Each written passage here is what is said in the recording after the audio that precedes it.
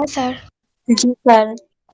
রবীন্দ্রনাথ ঠাকুরকে একবার জিজ্ঞেস করা হলো, আপনি যে কবিতার জগৎ সৃষ্টি করেছেন, যে সোনার তরী কবিতাটা লিখেছেন, এই কবিতাটার মানে কি আমরা বুঝতে পারছি না। তিনি বলেছিলেন, তিনি জবাব দিয়েছিলেন, দেখেন, আমি পদ্মা নদীর মাঝে আমাদের জমিদারি নৌকা ছিল, সেখানে দিনের পর দিন রাতের পর রাত কাটিয়েছিলাম। আমি দেখেছিলাম অথই পানি, আকাশে কালো মেঘ, ওপারে গাছপালার ঘন ছায়ার মধ্যে গ্রামগুলো বর্ষার পরিপূর্ণ পদ্মা খরস্রোতে বয়ে চলেছে। মাঝে মাঝে পাক খেয়ে ছুটেছে ফেনা, নদী অকালে কুল ছাপিয়ে চরে ধান দিনে দিনে ডুবিয়ে দিচ্ছে। কৃষক কি করবে? তার কাঁচা ধান বোঝাই সে চাষিদের ডিঙি নৌকা হু হু করে স্রোতের উপর দিয়ে ভেসে চলেছে। ভরা পদ্মার ওই বাদল দিনের ছবি সোনার তরী কবিতার ভেতরে প্রথিত। সোনার তরী কবিতাটি লেখার যে উৎস, সেটা কিন্তু আমরা সেই বাদল দিনের বর্ষা প্রকৃতির চিত্র সোনার তরী কবিতার মধ্যে কি উঠেছে।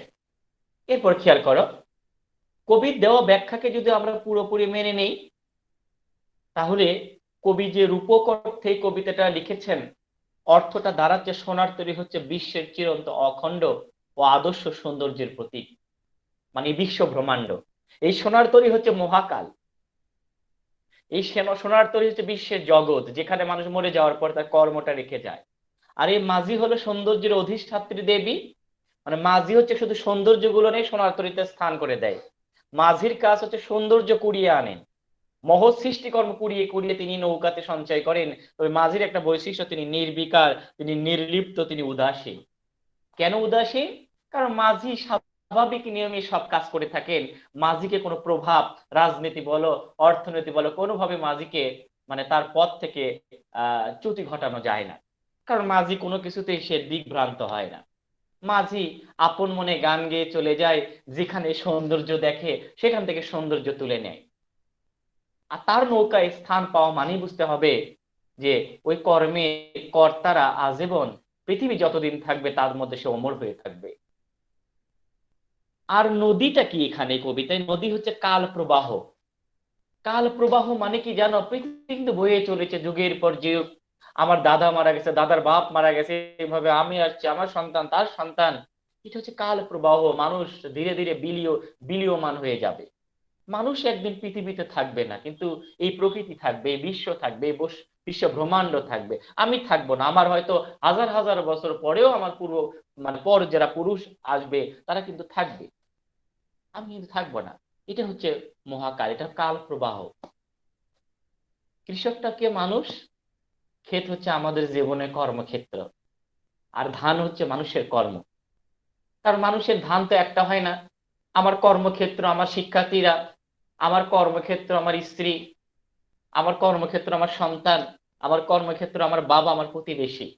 তো যেখানে যেখানে আমার যে বিষয় থাকে, প্রত্যেকটা বিষয় সেক্টরই হচ্ছে আমার কর্মক্ষেত্র। তার এক একটা কর্মক্ষেত্র হচ্ছে আমার ধান স্বরূপ। তোমরা নিশ্চয় বুঝতে পেরেছো। রবীন্দ্রনাথ ঠাকুরের আরেকটি বিষয় আমাদের জানা দরকার। এতক্ষণ যে বিষয়টা জানলাম সেটা রবীন্দ্রনাথ ঠাকুরের কবিতাকে অন্তর্চক্ষু দিয়ে ভাবলাম। কিন্তু একজন প্রশ্ন করেছে, আচ্ছা রবীন্দ্রনাথ ঠাকুর আপনি 1892 খ্রিস্টাব্দে এই কবিতাটা রচনা করেছিলেন, তখন আপনার বয়স ছিল মাত্র 32 বছর বয়স। আপনি কি বলবেন কেন আপনি মৃত্যুর কথা মনে হলো? এই 32 বছর বয়সে কবিতা লিখলে তো এরকম মনে হওয়ার কথা নয়। নিশ্চয়ই আপনার মধ্যে কোনো ঘাবলিং আছে। তখন অন্য একজন মার্ক্সবাদী সাহিত্য তত্ত্ববিদ অধ্যাপক নীরেন্দ্রনাথ রায় লিখেছিলেন যে রবীন্দ্রনাথের কবি প্রতিভা তার সামাজিক কর্তব্য হইতে রেহাই দেয় না। এর মানে হচ্ছে, যারা জমিদার ছিল তারা কিন্তু সামন্তবাদী, মানে কৃষকদের উপর নির্যাতন করত। তারা কৃষকদের শোষণ করে তারা বেঁচে থাকতো, কৃষকদের শোষণ করেই তারা আভিজাত্য প্রকাশ করত। রবীন্দ্রনাথ ঠাকুর, তোমরা যারা ঐকতান কবিতা প্রথম দিকে পড়েছো, জানো রবীন্দ্রনাথ ঠাকুর কিন্তু নিজের পরিবার প্রথার প্রতি ঘৃণা প্রকাশ করেছিলেন। তিনি ভুল করেছিলেন, তার সমাজ ব্যবস্থাকে তিনি অপরাধী ভেবেছিলেন। এর জন্য তিনি কিন্তু ক্ষমা চেয়েছেন। পরিবারের প্রতি তার বারবার তিনি দোষারোপ করেছিলেন। জীবনের শেষের দিকে যে কাব্যগ্রন্থ লিখেছিলেন জন্মদিনে, সেখানে কিন্তু তিনি বোধ হয়েছিল আমি রবীন্দ্রনাথ ভুল করেছি, আমি সামাজিক হতে পারিনি। এটা বাস্তব ঘটনা। রবীন্দ্রনাথ ঠিক সেই জায়গা থেকে তিনি যেহেতু জমিদার ছিলেন, তার বংশের লোকজন উৎপীড়ক ছিল। কৃষকদের কষ্ট দিত, কৃষক সারাদিন রোদে পুড়ে বৃষ্টিতে ভিজে খেয়ে না খেয়ে ফসল ফলিয়েছিল, আর মহাজন জমিদার সেসব শোষণ করে লয়ে গিয়েছিল। তখন কৃষকের অন্তরটা ফেটেছে, অস্থির হয়েছিল।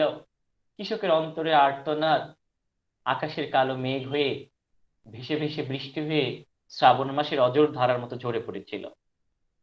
কবি এই বিষয়টাও এই কবিতায় প্রকাশ করতে পারেন বলে মত প্রকাশ করেছেন নীরেন্দ্রনাথ রায়। তাহলে অনেকগুলো মত থেকে রবীন্দ্রনাথ ঠাকুরের এই কবিতায় আমরা কি করব, তোমরা কি কিছু ছবি দেখতে পাচ্ছ? জি স্যার। এটা হচ্ছে রবীন্দ্রনাথ ঠাকুরের একটি জমিদার, জমিদার মানে ট্যাক্স কালেক্ট করার একটি বাড়ি, কাছারি বাড়ি। এটা সিরাজগঞ্জের শাহজাদপুরে। এটা হচ্ছে নওগাঁ জেলার প্রতিশ্বর নামক জায়গায়, নওগাঁ জেলার আত্রাই উপজেলার প্রতিশ্বর নামক অঞ্চলে নাগর নদীর তীরে এই কাছারি বাড়ি অবস্থিত। রবীন্দ্রনাথ ঠাকুর নির্মাণ করেছিলেন। এই কাছারি বাড়ির পাশে ঠিক 10টা 12টার দিকে রবীন্দ্রনাথ ঠাকুর, সামনে নাগর নদী ছিল, নাগর নদীর সামনে বসে তিনি ছড়া লিখেছিলেন ছোটদের জন্য।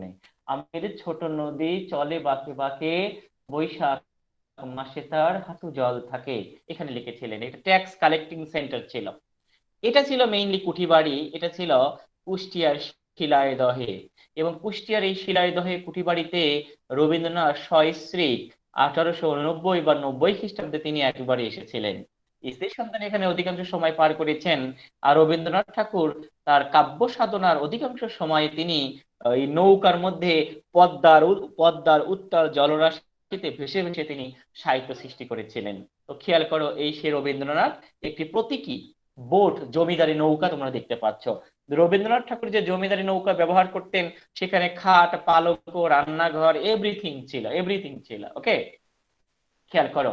এবার আমরা সোনার তরী কবিতাটা খুব তাড়াতাড়ি পড়ে মেইনলি এর বাহ্যিক এবং এর অন্তর্নিহিত বিষয়টা জানার চেষ্টা করব। স্যার মার্ক্সবাদী অর্থ কি? কে? মার্ক্সবাদী কবি।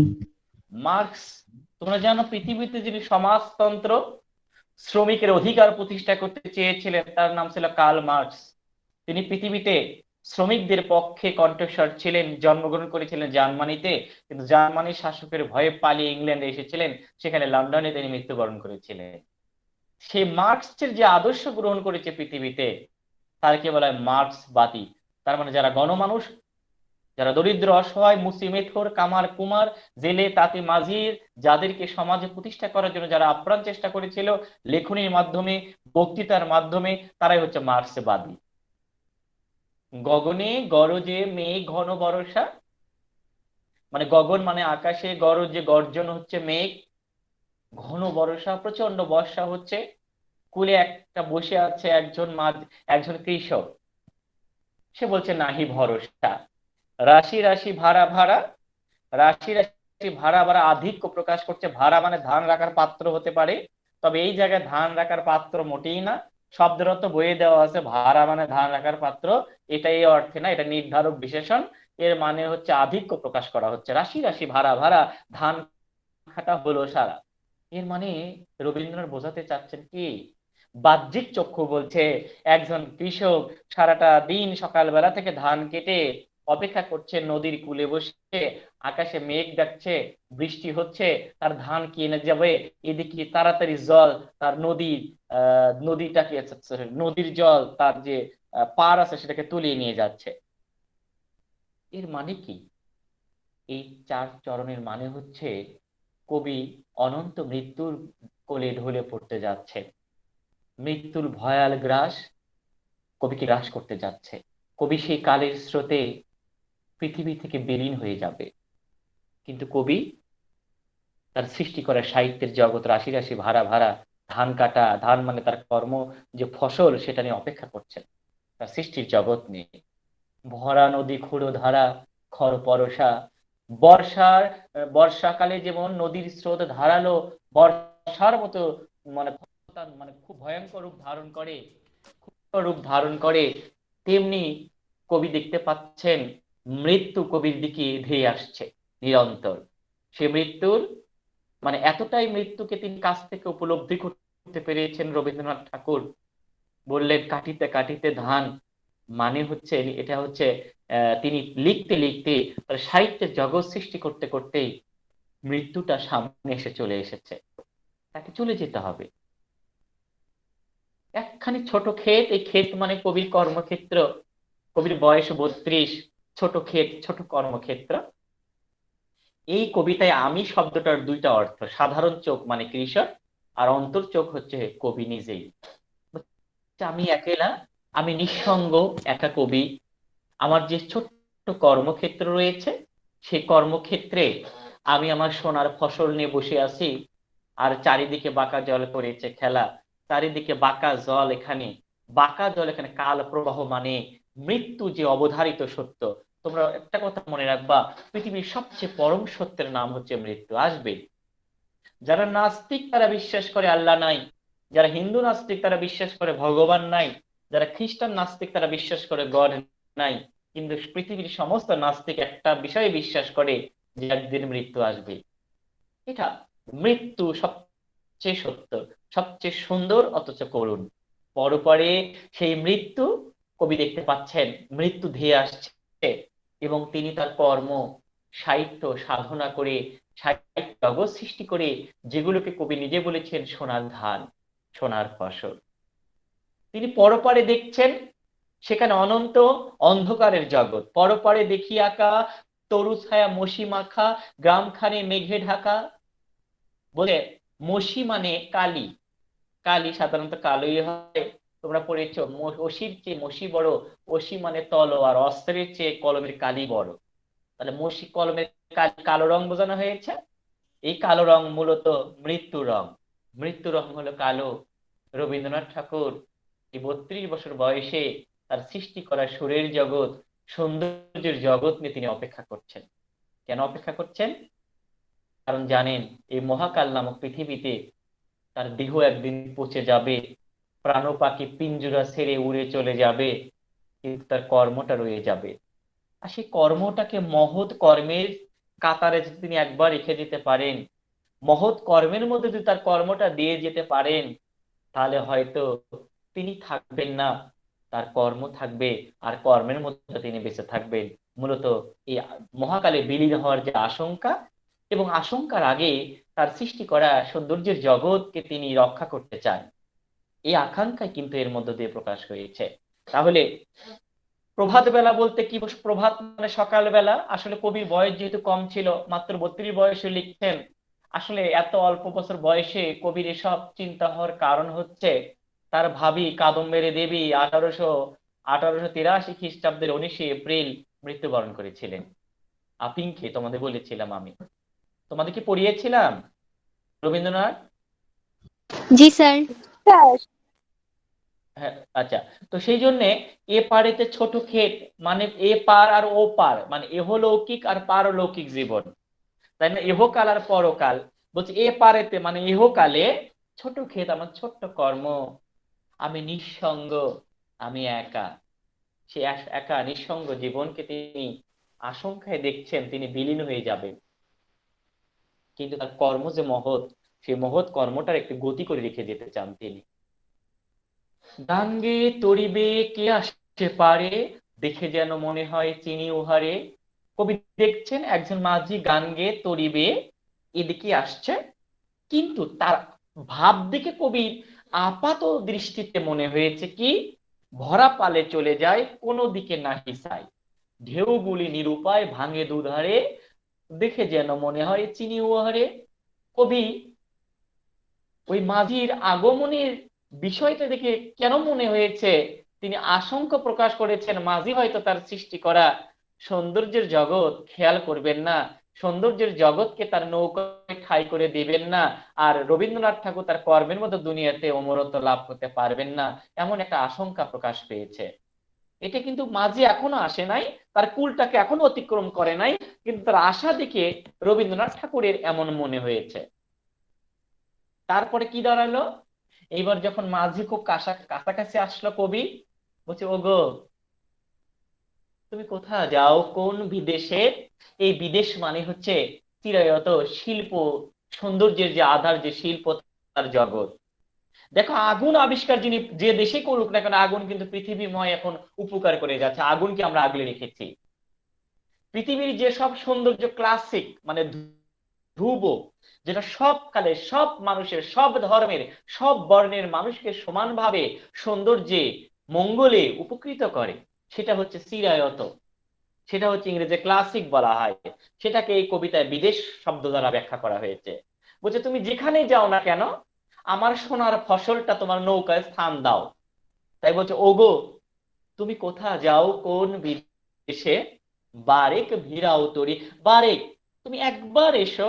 বলছে তুমি আর একবার আসিয়া যাও মোরে কান্দাইয়া, আর একবার একবার শুধু এসো, এসে আমার সোনার ধান মানে আমার সৃষ্টি করা সুরের জগৎ যেখানে সৌন্দর্যে ভরপুর, সে চিরায়ত শিল্পের পর্যায়ে পড়ার যোগ্যতা রাখে, তুমি তাকে তোমার নৌকায় একটু স্থান করে দাও। আমি জানি তুমি আমার সোনার ধান মানুষকে মুগ্ধ করবেই, কারণ ক্লাসিক যারা চিরায়ত শিল্প, তারা কোনো নির্দিষ্ট ব্যক্তিকে, নির্দিষ্ট গোত্র, নির্দিষ্ট জাতিকে শুধু মুগ্ধ করে না, সারা পৃথিবী সারা বিশ্বকে সারা মুগ্ধ করে এই সব চিরায়ত সাহিত্য। তাই বলছে যেও যেথা যেতে চাও আমার তো আপত্তি নাই, যারে খুশি তারে দাও, হিন্দুকে দাও, মুসলমানকে দাও, বৌদ্ধকে দাও, খ্রিস্টানকে দাও, আমার আপত্তি নাই, শুধু কুলেতে এসে আমার সোনার ধানটুকু নিয়ে যাও, খনি এসে নিয়ে যাও। এইবার মাঝি মানে তরীর মাঝিকে আবারও বলছেন, স্যার তরীর মাঝি মানে কি রবীন্দ্রনাথ ঠাকুরের সমস্ত কর্ম গ্রহণ করছেন তার নৌকায়, সব তুলে স্যার? নিচ্ছে। অপেক্ষা কর, হ্যাঁ বলো। বারেক মানে কি বললেন? বারেক মানে একবার, বার একবার, একবার হলেও আসো, বার একবার মানে আরেকবার, আর একবার মানে তুমি তো অন্য জায়গায় নিয়েছো, আমার ধান একবার না টেস্ট করে দেখো না, আমার ফসলটা দেখো, আমার সৃষ্টিকর্মটাকে দেখো। বলছে যত চাও তত নাও তরুণীর উপরে, তরুণী পরে বলছে তুমি যত চাও সব কিছু নিয়ে যাও। নিজেকে নিজে কবি প্রশ্ন করেছেন, আর আছে? না না না, আর নাই, যা ছিল সব দিয়েছি ঘুরে। এইবার ওই যে আমি হিয়ার মাঝে দেখতে তোমায় পাইনি, বাহির পানে চোখ মেলেছি, হৃদয় পানে চাইনি। বলছে এতকাল ওই গানের মধ্যে একটা এরকম একটা চরণ আছে, তুমি মোর আনন্দে ছিলে খেলার সাথী, দুঃখের সাথে, এরকম রয়েছে। মানে কবি বলছেন তার যে সৃষ্টি করা সুরের জগৎ, কাব্যের জগৎ যেটা সৌন্দর্যে ভরপুর, সেটা হচ্ছে কবি সোনার ফসল। তাই নিয়ে কবি সবকিছু ভুলে তার সাথে সে নৃত্য খেলছিল মনের দিক থেকে। কিন্তু কবি সেই বেঁচে থাকার অবলম্বন, সুখে থাকার অবলম্বন, সুখ দুঃখের প্রতিফলন, সেই সৃষ্টি করা সোনার ফসল সব তো তিনি নৌকায় তুলে দিলেন, তাহলে বাঁচার অবলম্বন। তাই তিনি বললেন এতকাল নদী কূলে যাহা লোহে সিনু ভুলে, আমার যে সৃষ্টি করা শরীর সৌন্দর্যের জগৎ নিয়ে আমি সব কিছু ভুলে তাকে আঁকড়ে ধরেছিলাম, সকলে দিলাম তুলে, একদম থরে বিথরে যা ছিল মুছে মাছে দিয়েছি। এখন আমারে লহ করুণা করে মাঝি, আমি তো সব কিছু তোমাকে দিলাম, এবার তুমি আমাকে একটু নাও না। মাঝি কি বললো জানো? মাঝি দেখলো সে নির্বিকার, নির্লিপ্ত, সে উদাসীন, সে কবির আকুতিকে, অনুনয়কে কোনো পাত্তাই দিল না। তখন কবির উপলব্ধি হলো, ঠাই নাই ঠাই নাই ছোট সে তরি, আমারই সোনার ধানে গিয়েছে ভরি। এই জায়গায় আমি তোমাদের চর্যাপদের লাইন এসেছিলাম, শোনে ভরিলি করুণা নাবি, রূপা থই নাইক ঠাবি। সোনার নৌকে তো সোনা দিয়েই ভরা থাকবে, সোনা ফেলে দিয়ে কেউ তো রূপাকে নেবে না। তার মানে এই মহাকাল, এই পৃথিবী, এই বিশ্ব জগৎ, এই ইউনিভার্স মানুষের মহৎ কর্ম শুধু গ্রহণ করে, মানুষের দেহকে নয়। আমি রবীন্দ্রনাথ ঠাকুর বুঝে গেছি, কারণ মাঝি যে নির্লিপ্ত উদাসীন, সে কোনো উত্তর করছেন না কবির আকুতি শুনে। যখন মানুষ কবি ভালো লাগার, বেঁচে থাকার অবলম্বন যা ছিল সোনার ফসল সবটুকু দিয়ে গেল, শুধু কবি একা রয়ে গেল, তখন কবির যে একাকিত্ব, তাই না, যে কাল প্রবাহে কবি বিলীন হওয়ার অপেক্ষায়, তখন সেই মনের দুঃখ আর্তনাদ হয়ে মনে করছেন কবি, শ্রাবণ মাসে গগন মানে আকাশে যেমন কালো মেঘ গর্জন করে, তার গর্জন শেষে বৃষ্টি হয়ে ঝরে পড়ে, ঠিক আমিও ঘন মেঘ ঘুরে ফিরে শূন্য নদীর তীরে রহিনু পড়ি, যা ছিল নিয়ে গেল সোনার তরী।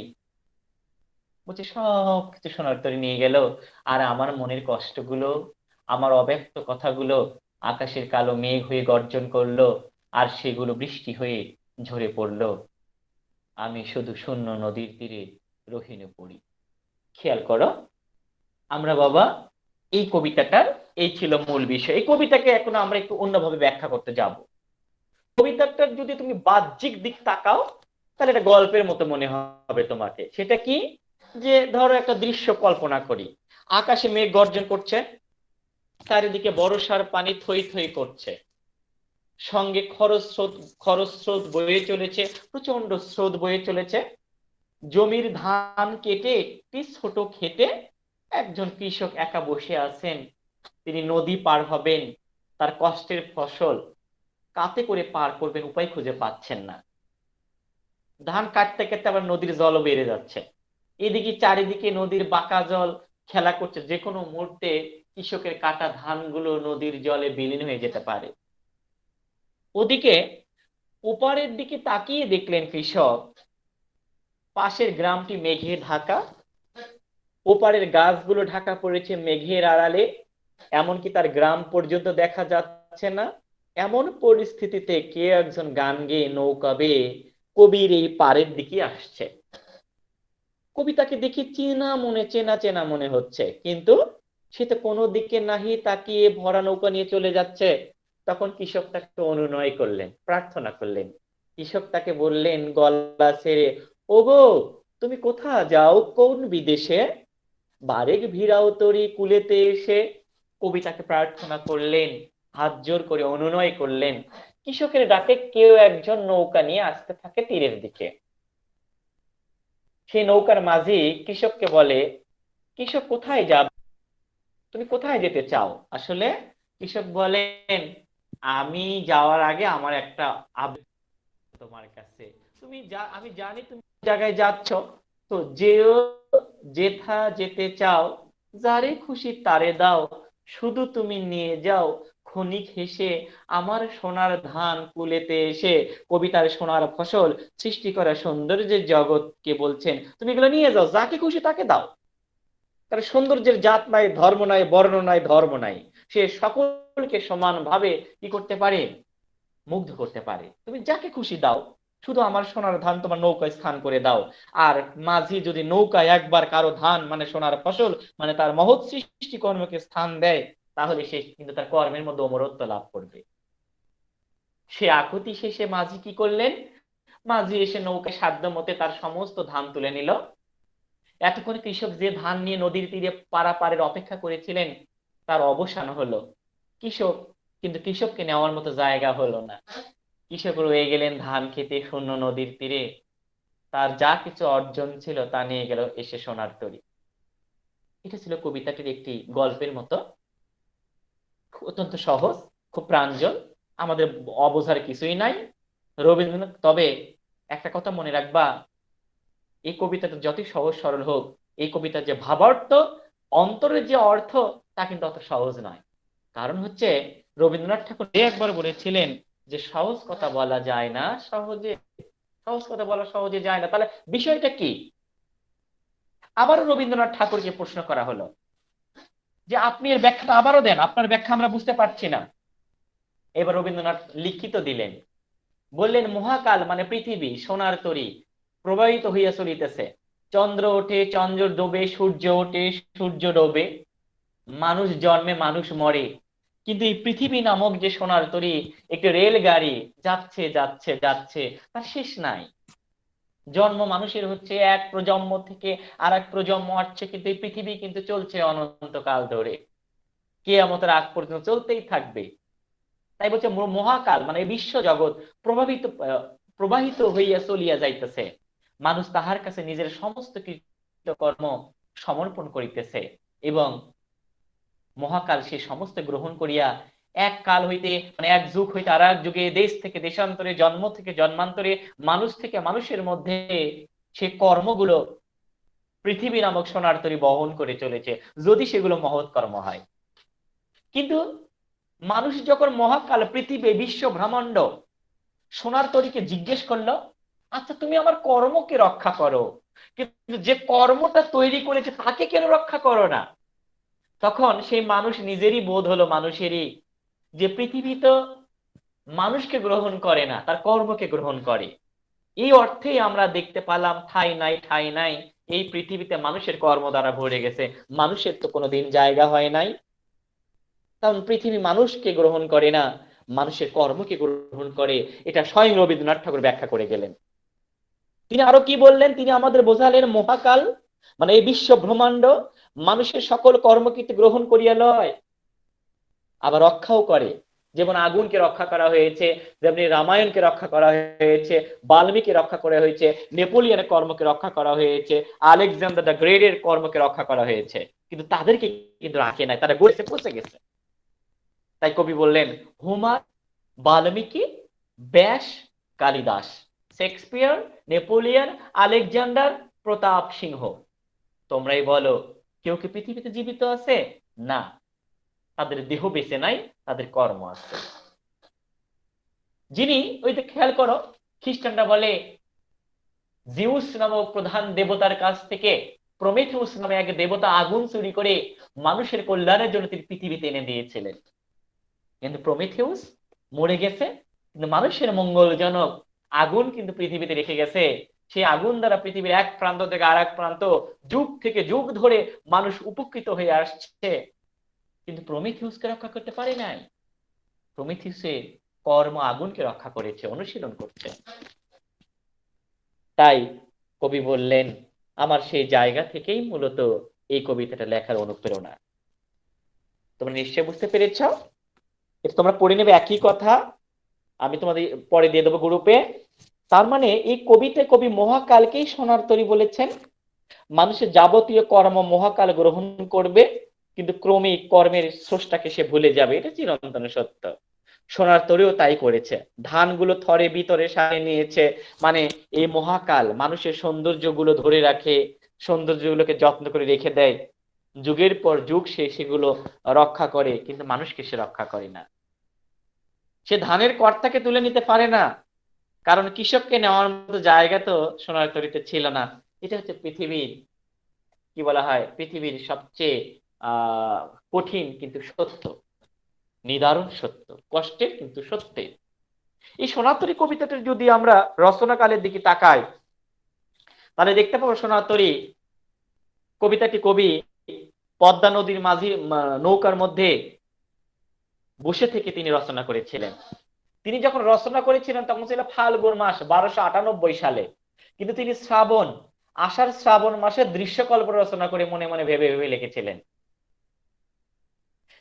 কবিতাটি রচনা করেছিলেন 1892 খ্রিস্টাব্দে ফাল্গুন মাসের কোনো এক সময়ে, কিন্তু কবিতাটির প্রেক্ষাপট কিন্তু বর্ষাকাল, রচনা করেছিলেন ফাল্গুন মাসে, বসন্তেতে। তবে সোনার তরী কাব্যগ্রন্থ প্রকাশ করা হয়েছে 1894, আর ইংরেজি 1894 খ্রিস্টাব্দ, আর বাংলা হচ্ছে 1300 বঙ্গাব্দ। এই কাব্যগ্রন্থটি তিনি ডেডিকেশন করেছিলেন দেবেন্দ্রনাথ সেনের প্রতি। কবিতাটির আরেকটি বৈশিষ্ট্যের রূপক কবিতা, মানে বাহ্যিক চোখ দিয়ে যা দেখা যায় সেটা মূলত এই কবিতার বিষয় নয়। কোনো বাহ্যিক বিষয় যখন কোনো শব্দের না হয় তখন সেই বিষয়টাকে বলা হয় রূপক কবিতা। সোনার তরী একটি রূপক কবিতা, এলিগরি পোয়েম বলা হয়। এলিগরি মানে রূপক। ক্ষণে ক্ষণে চিত্রকল্পে ভরপুর। এক ইন্দ্রিয় যখন, মানুষের যে পঞ্চ ইন্দ্রিয় রয়েছে, এক ইন্দ্রিয়ের কাজ যখন কবিতায় আর এক ইন্দ্রিয় সম্পন্ন করে, সেই ধরনের বাক্যকে বলা হয় চিত্রকল্প। এর ইংরেজি হচ্ছে ইমাজেরি। তাই সোনার তরী একটি ইমাজেরি পয়েম, মানে হচ্ছে চিত্রকল্পাত্মক কবিতা। আমরা ছন্দনে পড়ে যাচ্ছি। এই কবিতায় যদি আমরা একটু বিশ্লেষণ করতে যাই, তাহলে দেখতে পাবো এই কবিতায় 6টা স্তবক রয়েছে। স্তবক মানে স্ট্যানজা, মানে একটা অনুচ্ছেদ, প্যারা। এই কবিতার প্যারা আছে 6টি, লাইন আছে 42টি। কবিতার ছন্দ যখন আমরা বিশ্লেষণ করব তখন দেখতে পারবো পূর্ণ পর্ব হচ্ছে 8 মাত্রা, আর অপূর্ণ পর্ব 5 মাত্রা। কবিতাটা তুমি যদি বাহ্যিক চোখ দিয়ে দেখো, ছন্দের যে বৈশিষ্ট্য পাবা সেই অনুযায়ী আপাতত মনে হবে অক্ষরবৃত্ত ছন্দ, কিন্তু না, এই কবিতার লাস্টে শূন্য যে শব্দটা রয়েছে, সেই শূন্য শব্দ দেখে তোমার মনে হবে এটা কিন্তু মাত্রাবৃত্ত ছন্দের কবিতা। এবং এক্স্যাক্টলি এই কবিতাটি প্রকৃতপক্ষে মাত্রাবৃত্ত ছন্দ, কিন্তু আপাত দৃষ্টিতে অক্ষরবৃত্ত ছন্দে রচিত। এই কবিতায় একটি ঋতুর বর্ণনা রয়েছে, ঋতুটির নাম হচ্ছে বর্ষা। আর বর্ষা শব্দটি এই কবিতায় আছে দুইবার। ঠাই নাই ঠাই নাই শব্দটি একবার, ঠাই নাই এই শব্দটি আছে দুইবার। দেখে যেন মনে হয় চিনি ওহারে, এই বাক্যটি আছে দুইবার। সোনার তরী একবার। সাপেক্ষ সর্বনাম কি আমরা একটু পরে আসছি, সেটা আছে একবার। নির্ধারক বিশেষণ কি আমরা পরে আসছি, এটা আছে দুইবার। তরণী শব্দটি একবার, তরণী মানে নৌকা। তরী শব্দটি চারবার। ধান শব্দটি চারবার। নদী তিনবার। বর্ষা দুইবার। ক্ষেত দুইবার। সাপেক্ষ সর্বনাম কি? আমরা অনেক সময় পরস্পর সম্পর্কযুক্ত কিছু সর্বনাম দেখি, যেগুলো একটি ছাড়া আর একটি ব্যবহৃত হতে পারে না। আবার এগুলো বাক্যের মধ্যে সংযোগ স্থাপন করে। রিলেটিভ প্রোনাউন তোমরা পড়েছো ইংরেজিতে, হু, হুইজ, হাউ, হোয়াট পড়েছো, দ্যাট, তাই না? তো ঠিক যেমন যেমনের সাথে তেমন হয়, যে, সে, যিনি, তিনি, যারা, তারা, যেহেতু, সেহেতু, যত, তত, যেই, সেই, এগুলো হচ্ছে সাপেক্ষ সর্বনাম।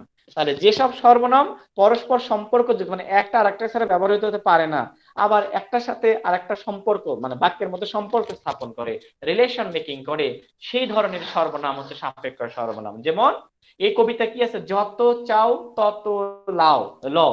তার মানে যতর সাথে সম্পর্কযুক্ত সর্বনাম হচ্ছে তত। তাহলে যত আর তত দুইটা মিলে হচ্ছে সাপেক্ষ সর্বনাম। ঠিক এইরকম যেই কথা সেই কাজ, যেমন কর্ম তেমন ফল, যারা আসেনি তারা পাবে না, এরকম, যারা, তারা, যে, সে, যেমন তেমন। তোমরা কি সাপেক্ষ সর্বনাম বুঝতে পেরেছ? এই তোমরা কি আসো? জি স্যার, জি স্যার। আচ্ছা, নির্ধারক বিশেষণটা কি? নির্ধারক বিশেষণ মানে যে দ্বিরুক্ত, মানে দুইবার উক্ত হয়েছে, বলা হয়েছে, তাহলে একই শব্দ দুইবার ব্যবহার করা হলো, সেটা যদি আধিক্য প্রকাশ করে, সেটাকে বলা হয় নির্ধারক বিশেষণ। কিন্তু কাটিতে কাটিতে ধান এলো বর্ষা, কাটিতে কাটিতে দুইটা কিন্তু দ্বিরুক্ত শব্দ, কিন্তু কাটিতে কাটিতে দুইটা কিন্তু আধিক্য বোঝাচ্ছে না, পৌনঃপুনিকতা, নিরন্ততা বোঝাচ্ছে, তাই না? সেটা কিন্তু নির্ধারক বিশেষণ হবে না। কোনটা হবে?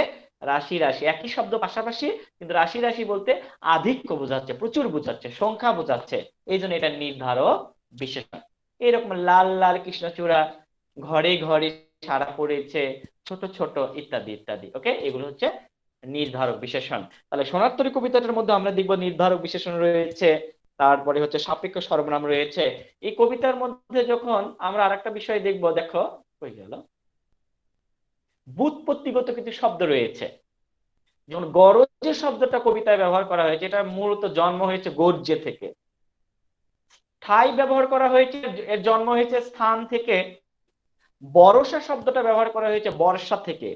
বর্ষা শব্দটা হচ্ছে একটি কর্কশ রূপ, আর বর্ষার একটি মিষ্টি রূপ হচ্ছে, কোমল রূপ হচ্ছে, নরম রূপ হচ্ছে বর্ষা, তাই না? যেমন আমরা বলি তুমি খুব ছোট মানুষ, কিন্তু এটা যদি আমরা আরো বলি তুমি খুব ছোট্ট মানুষ, তাহলে ছোট্ট আর ছোটর মধ্যে একটা একটু মানে কি বলা হয়, একটু কঠিন কঠিন, আর একটা ছোট্ট আর একটু কোমল রূপ, এরকম। বর্ষা বর্ষা, সোনাটা এসেছে স্বর্ণ থেকে, আর বর্ষা এসেছে বর্ষা থেকে। এবার খেয়াল করি ছন্দ এই কবিতা। তো আগে বলেছি আপাতত দৃষ্টিতে দেখে মনে হবে এটা অক্ষরবৃত্ত, কিন্তু প্রকৃতপক্ষে এটা মাত্রাবৃত্ত ছন্দে রচিত। এর মাত্রাটা কি সেটা আমরা পরে জানবো। চারটা কবিতা শেষ হওয়ার পর আমি তোমাদের ছন্দের বৈশিষ্ট্য পড়াবো। এরপর তোমরা খেয়াল করো, এই কবিতায় কিছু সমচ্চারিত শব্দ আছে যেগুলো তোমাদের কনফিউশন সৃষ্টি করে। যেমন বর্ষা আর বর্ষা আমি লিখে দিয়েছি, বুঝলেই হবে। ক্ষুরধার আর ক্ষুরধারা, কুল আর টট। তোমরা কি স্ক্রিনশট দিয়ে নিচ্ছ? জি স্যার। জি স্যার। আচ্ছা, এইবার আমরা কবিতাটি শেষের দিকে চলে এসেছি। এতক্ষণ পরে আমরা রবীন্দ্রনাথ ঠাকুরকে কি বোঝার চেষ্টা করলাম, যে কোরীয় কমল নামক একটি কাব্যগ্রন্থ রবীন্দ্রনাথ ঠাকুর লিখেছিলেন 1886 খ্রিস্টাব্দে। অনেকগুলো কবিতার মধ্যে তার একটা কবিতা ছিল প্রাণ। এই প্রাণ কবিতায় কবি প্রচন্ড আকুতি প্রকাশ পেয়েছে পৃথিবীতে বেঁচে থাকার জন্য, দেহের অমরত্ব লাভের বাসনায়। মরিতে চাহি না আমি সুন্দর ভুবনে, মানবের মাঝে আমি বাঁচিবারে চাই। এই সূর্য করে এই পুষ্পিত কাননে, জীবন্ত হৃদয় মাঝে যদি স্থান পাই। সত্যি রবীন্দ্রনাথ, আপনি মানুষের জীবন্ত হৃদয়ের মধ্যে স্থান পেয়েছেন আপনার কর্ম দ্বারা, আপনার সৃষ্টি করা সাহিত্যের জগৎ দ্বারা। আপনি নাই, আপনি হয়তো স্বর্গে আছেন, স্বর্গ থেকে দেখতে পাচ্ছেন আপনার লেখা সারা বিশ্বে পড়ানো হয়। আপনার লেখার রহস্যময় সৌন্দর্য পড়ে মানুষ এখনো মুগ্ধ হয়, এখনো আপনার লেখা গানগুলো পড়ে একে অপরের প্রতি ঢলে পড়ে, একে অপরের প্রতি স্নেহের বর্ষণ শুরু করে দেয়। আপনি সত্যি মহৎ কর্মের মধ্যে জীবন্ত হৃদয় মাঝে স্থান পেয়েছেন। কবিতাটি চিত্রকল্পাত্মক কবিতা, তোমাদের এটা বললাম যে এই কবিতাটা মূলত যখন এক ইন্দ্রিয় কাজ অন্য ইন্দ্রিয় করে, কারণ কবিরা অত্যন্ত সংবেদনশীল, সেন্সিটিভ হয়, তাই না? এই জায়গা থেকে কবিতার বহুমাত্রিকতা বোধ উৎপন্ন করার লক্ষ্যে কবি শব্দের মানে ব্যবহারের ভিন্ন একটি মাধ্যম তারা ব্যবহার করে থাকেন। এটাই হচ্ছে চিত্রকল্প বা ইমাজেরি। এটা আধুনিক কবিতার খুবই গুরুত্বপূর্ণ বিষয়। এবং তোমরা খেয়াল করে দেখো, এ রবীন্দ্রনাথ ঠাকুর জীবনানন্দ দাশকে বলেছিলেন যে চিত্ররূপময় কবি বলেছিলেন। মানে এই চিত্ররূপময়, খালি চিত্রকল্প ব্যবহার করেছিলেন। বাংলাদেশের মধ্যে সবচেয়ে বেশি চিত্রকল্প ব্যবহার করেছেন জীবনানন্দ দাশ। দেখো হচ্ছে, 1000 বছর ধরে আমি পথ হাঁটিতেছি পৃথিবীর পথে। পৃথিবীর পথে 1000 বছর ধরে পথ কি হাঁটা যায় বাস্তবে? দেখো, এক ইন্দ্রিয় মানে পায়ের কাজ, পায়ের কাজ তিনি চিন্তা দ্বারা করছেন, তাই না? মানে খুব অসম্ভব ভালো লাগার বিষয় কবিতার মধ্যে এগুলো। তোমরা কি কেউ গান গাও? গান গাইতে পারো? জি স্যার, আমি পারি মোটামুটি। কে, তোমার নাম কি মা, বলো তো? স্যার রোজা। আচ্ছা রোজা, তুমি খাসার ভিতর অসীম পাখি গানটা গাইতে পারবে এখন? স্যার গানটা তো আমি ওভাবে শুনিনি, শুনে তারপরে গাইতে পারবো, নেক্সট ক্লাসে আচ্ছা, শোনাতে পারবো। হচ্ছে খাসার ভিতর অচিন পাখি কেমনে আসে যায়। এই কবিতাটা লাস্টের কথা এটাই, যে আমাদের দেহটা খাসা, সেখানে প্রাণ আয়ু চলে যায়, আসে আবার চলে যায়। মানুষের জন্ম হয়, মানুষের মৃত্যু হয়, কিন্তু মানুষের দেহ বিলীন হয়ে যায়, পচে যায়, গলে যায়, মানুষের কর্মটা দুনিয়াতে রেখে যায়। এই তিনটা কথাই আমাদের ভালো করে জানতে হবে। রবীন্দ্রনাথ ঠাকুরের সাথে স্রষ্টার বিরোধ নাই, বিরোধ হচ্ছে পৃথিবীর সাথে, সোনার তরীর সাথে, সোনার তরীর মাঝির সাথে যে সৌন্দর্য সঞ্চার। বুঝতে পেরেছ? বলছে মাঝি